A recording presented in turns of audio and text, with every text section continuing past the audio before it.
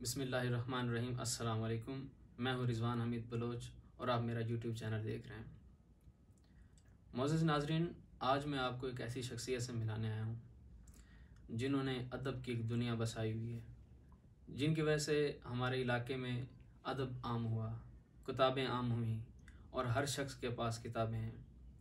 बहुत ही इलाके की नामवर शख्सियत मोहतरम साजिद साहब, अस्सलाम वालेकुम सर। सर क्या हाल है? ठीक है? मैं बिल्कुल ठीक हूँ, अल्हम्दुलिल्लाह। अच्छा सर, ये जो अब वक्त जा रहा है, लोग किताब पढ़ते नहीं हैं। YouTube, social media, Facebook, Twitter का दौर है, शेर पढ़ते नहीं हैं। आपको ये शौक़ कैसे पैदा हुआ? पहली बात तो ये है रिजवान साहब, आपका बहुत शुक्रिया कि आपने अपना कीमती वक्त निकाला और मेरे पास हाज़िर हुए। तो मैं तहे दिल से आपका शुक्रगुज़ार हूँ और आपके यूट्यूब चैनल का भी शुक्रिया है, पूरी टीम का शुक्रिया है। जहाँ तक आपके सवाल का ताल्लुक है, तो मैं ये कहता हूँ कि ये मैं समझता हूँ कि किताब पढ़ने वालों की तादाद हमेशा अददी रही है, कभी भी इतनी ज़्यादा नहीं हुई। अगर हम माजी में देखें तो जब ये सोशल मीडिया नहीं था तब अखबार पढ़ा जाता था, किताब तब भी बहुत कम पढ़ी जाती थी। हाँ, यूँ कह सकते हैं कि उस ज़माने में चूँकि और कोई ज़राए नहीं थे तफरीह के, तो लोग आना लाइब्रेरी से किताब लेके पढ़ते थे। लेकिन किताब से वाबस्ता लोग हर दौर में रहे हैं। नौजवान अब भी किताब पढ़ते हैं। उनकी गोया तरजीहात में और चीज़ें भी शामिल हैं, जिसमें यूट्यूब है, जिसमें फेसबुक है, जिसमें हम कह सकते हैं कि व्हाट्सएप है। उनकी वो ज़रूरियात का सामान है, जदीद दौर है। लेकिन जहाँ तक किताब का ताल्लुक है, किताब अब भी पढ़ी जाती है।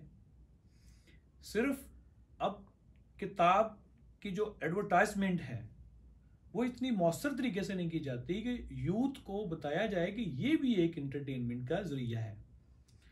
मैं ये समझता हूँ एज एक राइटर कि हम जो लिखने वाले हैं वो नौजवान नस्ल को अपनी तरफ राग़ब करने में इस लिहाज से नाकाम रहे हैं कि हमने जो जदीद मीडियम्स हैं, जिसमें व्हाट्सएप है, यूट्यूब है, ट्विटर है, स्काइप है एंड अदर सोशल मीडिया के जो ज़राए हैं, उनके ज़रिए हम अपनी किताब की तफ़हीम नहीं करा सके।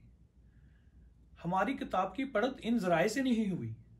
हम आज भी ये तकिया करके बैठे हैं कि कोई मार्केट जाएगा, हमारी किताब खरीदेगा और उसको पढ़ेगा। लोगों के पास तो अब पीडीएफ में किताबें मौजूद हैं।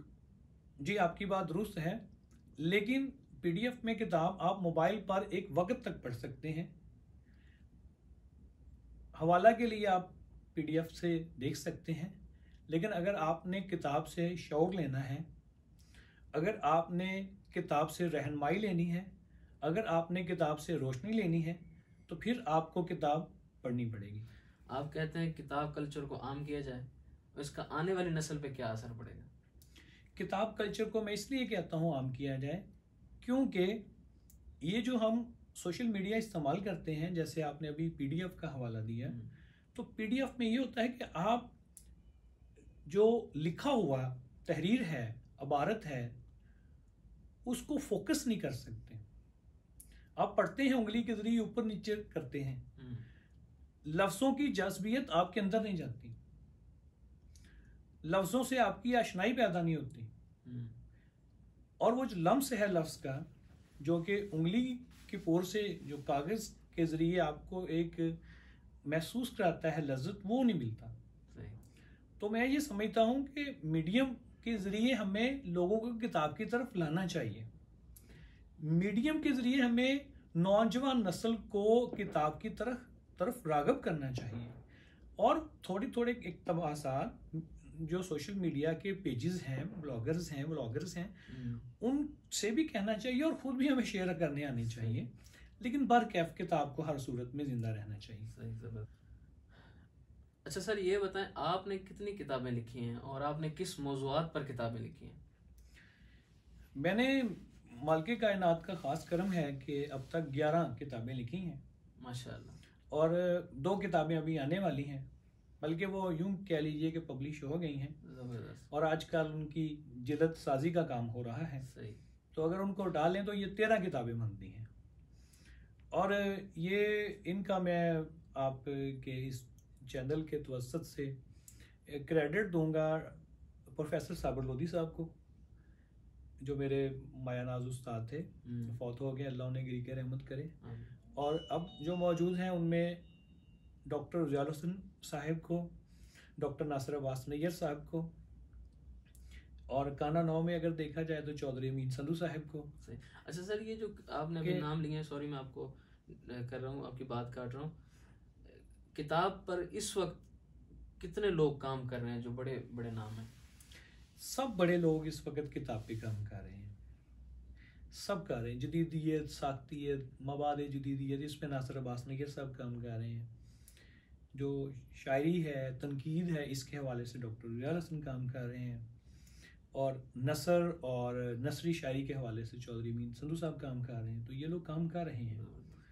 तो उन 13 किताबों में जो पहली किताब है वो नज़मिया शायरी है, शहर दिल में आवारगी। और वो मैं एक एक लाइन में इनका तारुफ करवा देता हूँ अगर आप इजाज़त दें। जी बिल्कुल बिल्कुल। तो शहर दिल में आवारगी दरअसल मेरा बचपन से लेकर यूनिवर्सिटी तक का जो सफ़र है उसको मैंने नज़मिया शक्ल में लिखा। और वो कहना 9 से शुरू होकर पंजाब यूनिवर्सिटी तक लिखी हुई नज़मों पर मुहित है। दूसरी किताब है 9/11 के ऊपर है। और आपको पता है कि 9/11 का एक ऐसा वाक़या अमेरिका में हुआ जिसमें दुनिया की बुलंदों वाला इमारतों से 2 जहाज़ टकराए और उन्होंने उन इमारतों को जो है ज़मीन बोस करके रख।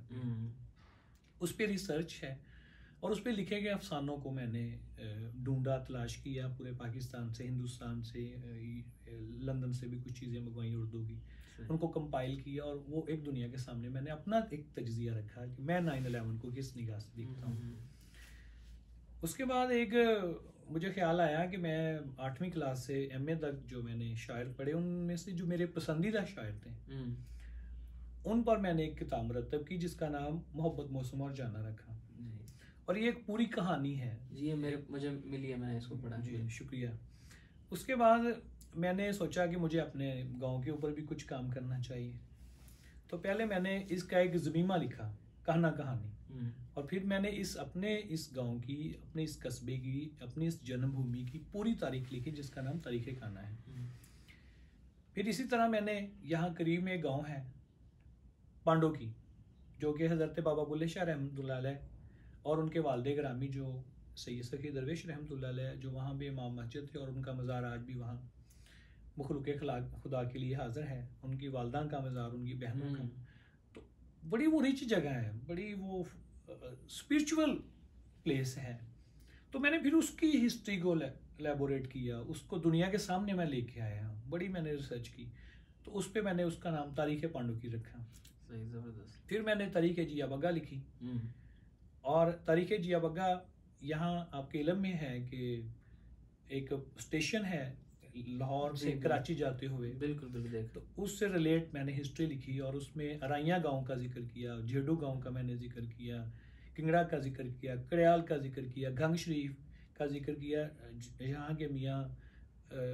जहाँ के मियाँ रहमत अली हैं जो आखिरी खलीफा थे हज़रत शेर मोहम्मद शरपुरी रहमतुल्लाह अलैह के।